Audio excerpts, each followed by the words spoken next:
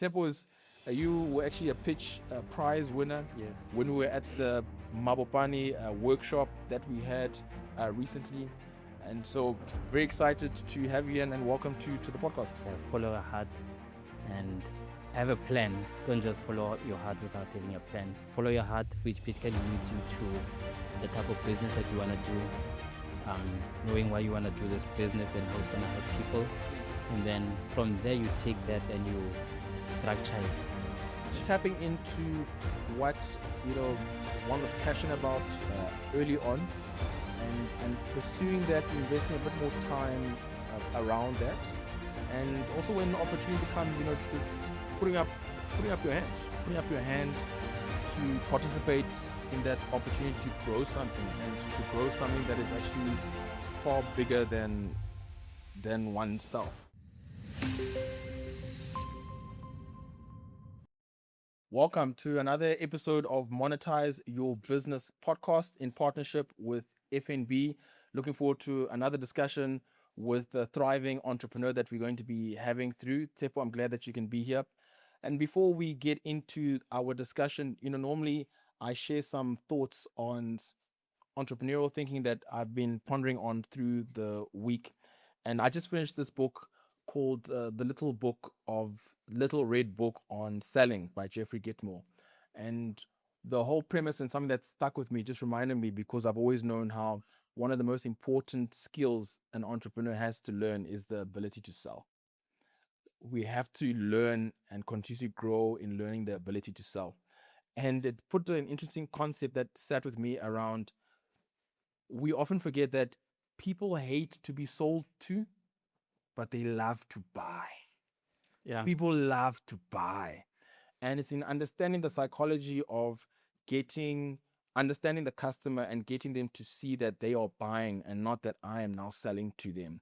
And understanding the motivating factors that draw people to buy because nobody likes actually being sold to. Yeah. And it sat with me, and it actually resonated quite a bit, because it's something that we don't often think about. And in our space, especially the modern space with social media, one aspect is putting oneself out there as a resource and not necessarily as a salesperson. So if we position and we market ourselves as a resource in the area or business that we're in, rather than always saying, come and buy this, come and buy this, then one comes across as a salesperson. But if in the business, one's always deliberate to communicate to the market that, hey, I'm a resource in this space, and this is what you can learn around this industry, and you must learn it from me. Then people will trust that individual, they'll trust that company, and that's where they'll go to buy. So it was just something that resonated with me when I read this book, that I thought that I'd share. But yes, we're here excited to be with you, Tshepo Moabi. Tshepo, you were actually a pitch prize winner. Yes. When we were at the Mabopane workshop that we had recently. And so very excited to have you in, and welcome to the podcast. Thank you. Thank you so much. I agree with what you were saying about people don't like to be sold something. But at the same time, I feel that if a person is going to start a business, this is my own personal point of view, they should actually position themselves as a resource for whatever that the customer needs. Yes. But generally speaking, I think every business should operate in that way. Yeah, 100%.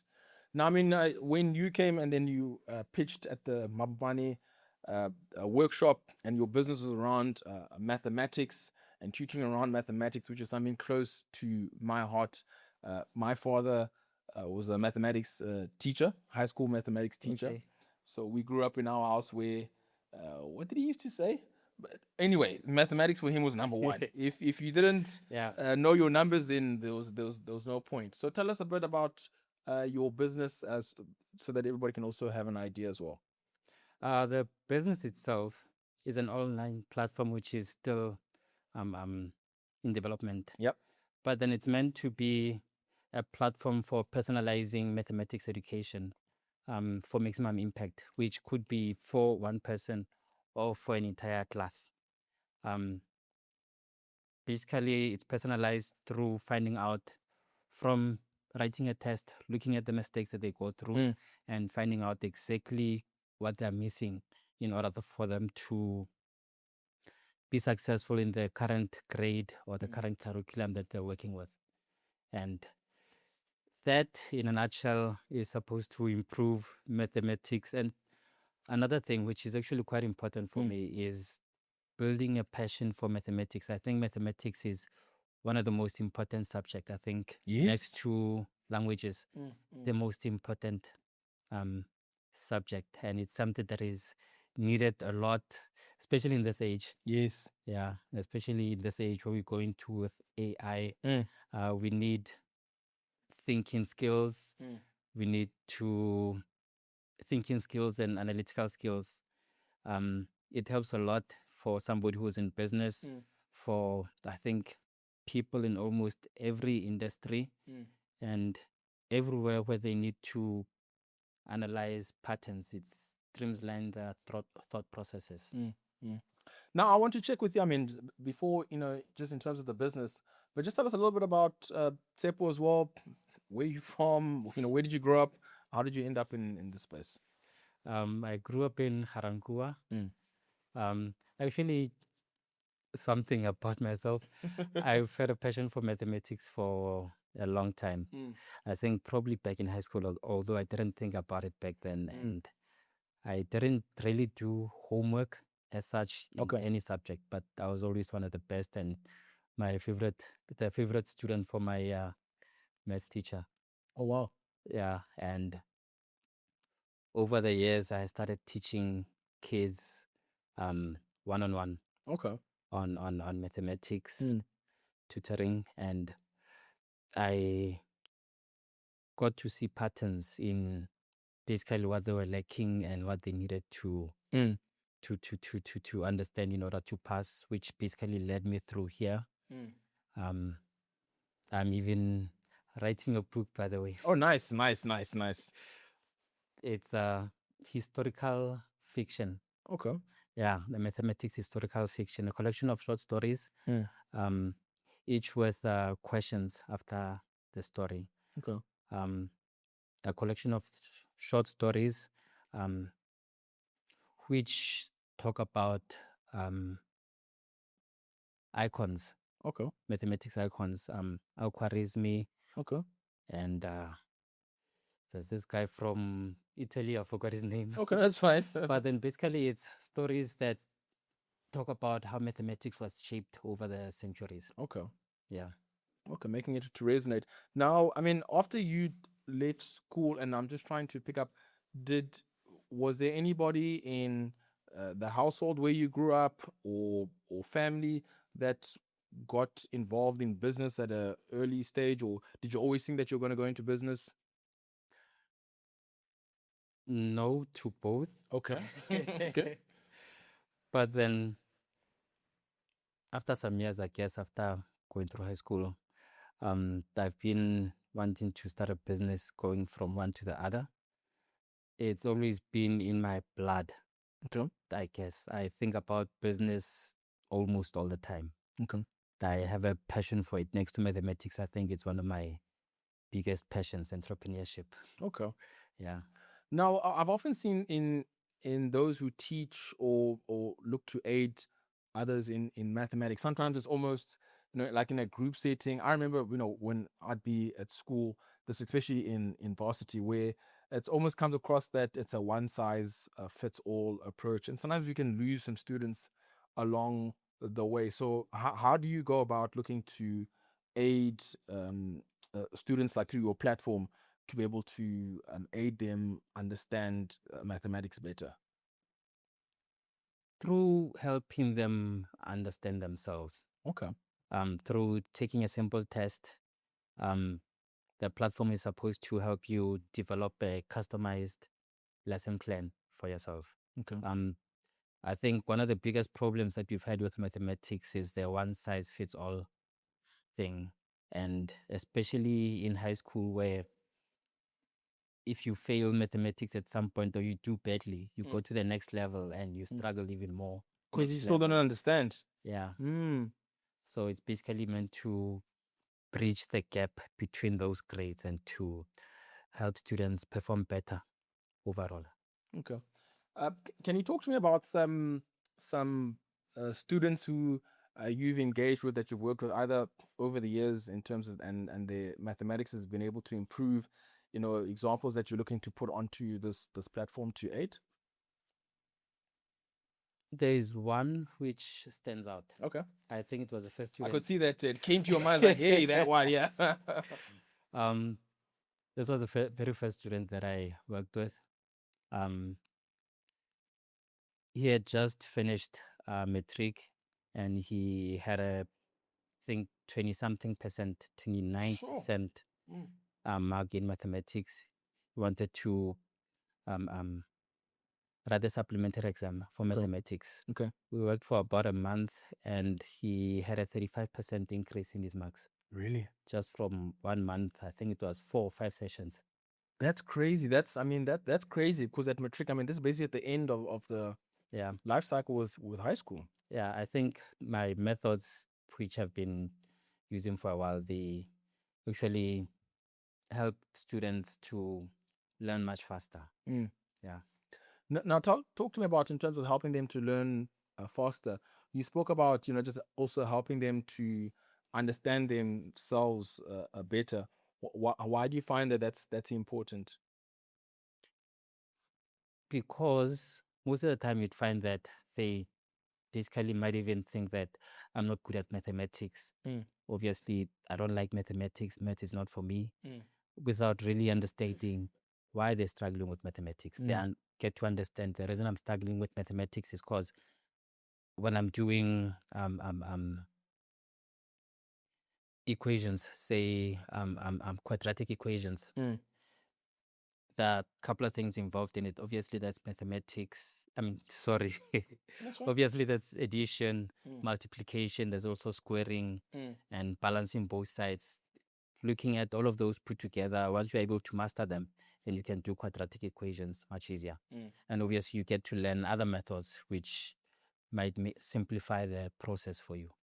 So it's about helping them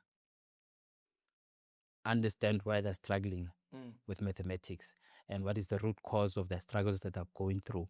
It's because I'm struggling with such and such, which if I can't master this, I cannot do that other thing much better. Okay.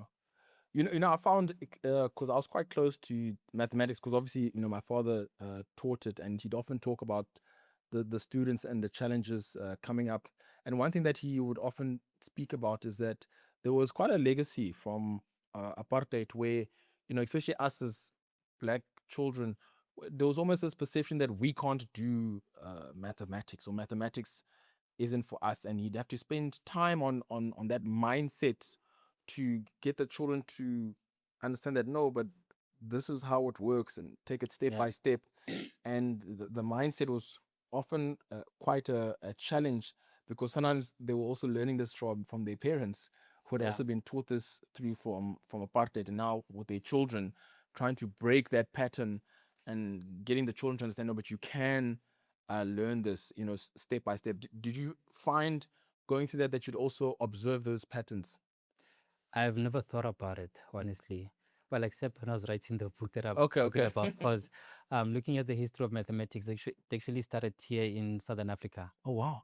Yeah, I found the first mathematical artifact between Eswatini and South Africa. Sure. The Lepombo bone. And it went up through the continent until it reached the Middle Eastern Europe. Sure. Yeah. And which is something that is not really understood. It's seen mainly as a foreign education. And I believe it's natural. It's a natural part of us, in the same way that language is. It's a part of how we communicate. Sure. Now, I'm looking at, when you came in and you pitched with the platform that you're building, how do you plan to make it accessible to the community? How do you plan to make it easy enough for them to be able to access? Individually, it's going to be free, but then I'm planning to license it to schools. Okay. And possibly even the education department. Okay. Yeah. It's going to make it easier to roll out, and it's really going to be helpful a lot for the teachers, Okay. because a lot of times they're basically going at this education thing blindly, not understanding the students that they're working with, Mm. and just working from a one size fits all platform. From what you're saying, they just teach according to what they're told to teach, instead of focusing on the student and what they need. Okay. Yeah. And then if I can check, do you find that as you're developing this, do you intend on having different languages being utilized in terms of providing the information? What's going to be your approach around that? It's going to be primarily in English. Okay. Yeah. But I'm also planning to establish an online platform, a podcast for teaching mathematics, Okay. which is going to be in Tswana / Spitori. Okay. Yeah. Including other platforms, which initially they're going to be in Tswana, but then as they rolled out to other provinces and other areas, other languages are going to be included within them. Okay. No, I think it makes a lot of sense, and it's quite important because I mean every year when it comes through the end of the year when we look at the trick results, and you know it's quite a big thing, and then even looking at how students are doing with mathematics, it's also quite a big thing because it's quite a doorway to the STEM and degrees and so on, which is quite important. So there really is quite a lot of work to be done in this space. You see it like that as well? Yes, I do see it like that. I think mathematics is very, very important, even beyond the STEM subjects.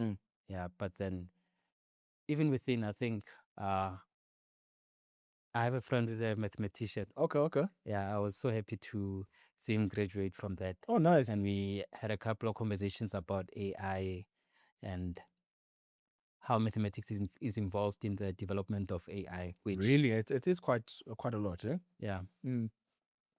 Yeah, so he actually enjoys that part of mathematics.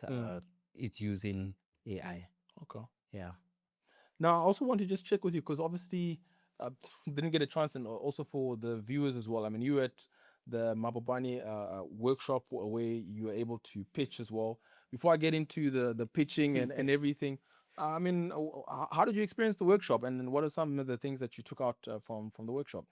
I enjoyed the workshop a lot, and the pitching was a bit nervous. Of with course. takes to it. But then one thing that helped was having a lot of coffee. Okay. Yeah, it really helped me a lot. And making notes, because I didn't come with any notes. I just wrote some notes here and there. I think one of the main things that I learned was the different stages of a business. Now I'm still at the first stage, still doing research here and there, and building a minimum viable prototype. Oh, nice. Yeah. But yeah, it was a very good experience. Okay. Yeah. Now talk to me a little bit more about the pitching. How did you go about preparing? How did you go about settling your nerves? Because obviously, I mean, it's only 2 minutes that one gets to be able to pitch, and there's other competitors who are also out there, also trying to be able to win the cash prize. How did you go about it? Well, I think the first thing that I did was to try and calm my nerves down. Okay. And not really care about the outcome as such, which for me, the main thing was to be able to go out there and present whatever it is that I have. As I said, I also made notes of the key points that I wanted to highlight when I was standing up there. Made a few mistakes here and there, but then I was comfortable. Mistakes? We never picked up any mistakes. Okay, because it's interesting because when you're on the stage and you know you're thinking about, oh, I should have put this, but the audience, they just hear what you've had to tell them, and we just take it in that vein, which is actually quite interesting. Yeah, I guess to some degree I am somewhat of a perfectionist. That's why I'm focusing on the mistakes. Okay. No, that's fine. No, but I'm glad because obviously the audience received it quite well, and it was great. I mean, I saw. I mean, when the judges named you as the winner. I mean, the way that the audience Yeah. erupted, it was good because I mean, the work that you're doing and the business you're building, it's very much needed Yeah, it within is. the community. Yeah. The national and potentially like even international need is endless, and we all have ways where we can see, oh, there's struggle coming with mathematics and looking for assistance. So I saw that that was exceptionally well received. Yeah. Yeah. No, so that's great. I guess I mean what I'd look to ask as well is, I mean, if you from the journey that you've been having and even the experience that you've had as well at from the workshop, what type of advice do you have for other entrepreneurs that are just watching this podcast as they're looking to move forward even on their journey?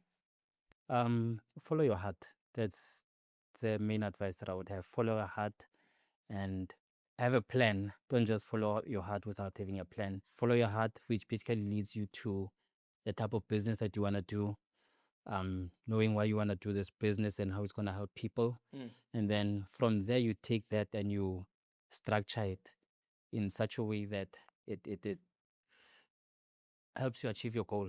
Mm. That's it. No, cool. No, thanks for that. And I mean, one thing I'll say, and this is part of my takeaway from this conversation as well, is just the importance of just tapping into what one was passionate about early on, and pursuing that, investing a bit more time around that, and also when opportunity comes, just putting up putting up your hand to participate in that opportunity to grow something, and to grow something that is actually far bigger than oneself.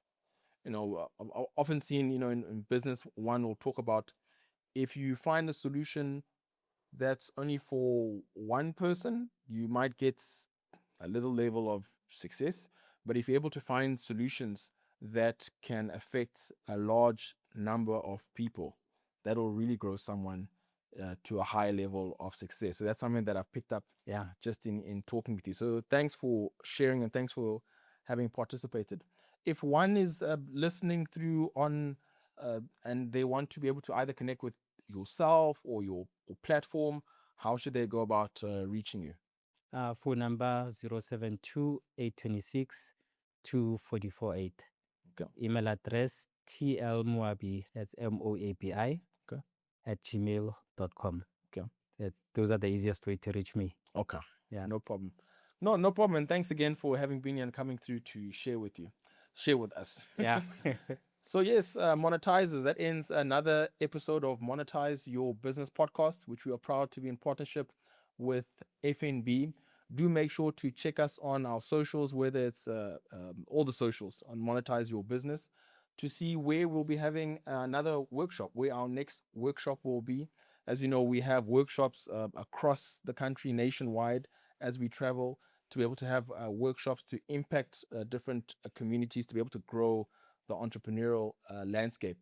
Make sure to also check us on our socials as we load different masterclass webinars that we have. We have them once a month, where you are able to participate in. We bring in different subject matter experts as well, where in those sessions you don't have to pay them to be able to get their expertise, and you can be able to get insights as well. So make sure to follow us on our socials.